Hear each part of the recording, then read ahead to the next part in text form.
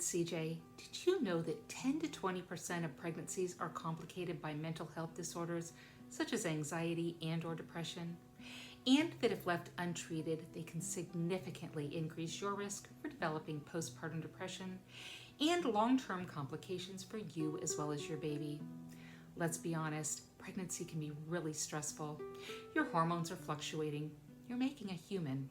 And it can be really scary when you start thinking about having to give birth and be a new parent. So today, I want to talk about who's most at risk for developing depression and/or anxiety during pregnancy, some of the symptoms to look out for, and if you stick around, I will tell you 5 simple steps that you can take that might help with those symptoms. If this pregnancy was not planned, if you have an inadequate support system, if you have a history of a mental health disorder such as depression, anxiety, PTSD, PMS, or an eating disorder, if you've had pregnancy complications such as HG or preeclampsia, if you have been the victim of domestic violence, you are at increased risk to develop depression and/or anxiety during your pregnancy. So here are the symptoms for you to look out for. If you are constantly worried about the well-being of your baby and have a lot of self-doubt about your ability to parent that child once he or she gets here. If you can't stop crying, you wish the world would go away.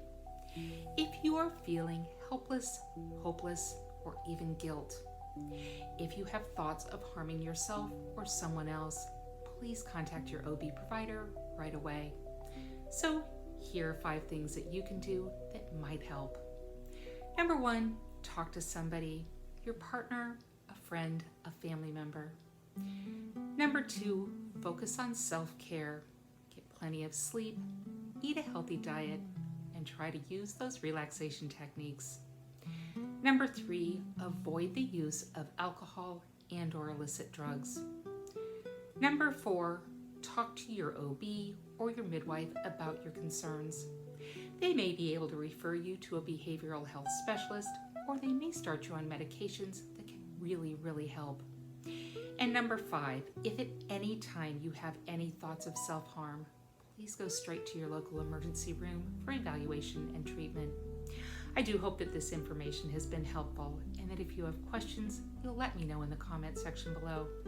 And while you're in that comment section, I sure would appreciate it if you'd hit the like button, and even feel free to share this video.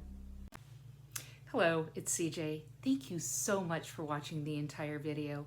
I truly do hope that the information has been helpful. When I make these videos, it is not meant to replace a visit with your healthcare provider. Rather, my hope is after watching my video, you know what questions to ask your provider at your next visit to best meet your own healthcare needs. In the meantime, if there's any questions that I can answer, I hope you'll reach out to me. And finally, if you have not already subscribed to my channel, I'd really appreciate it if you did that.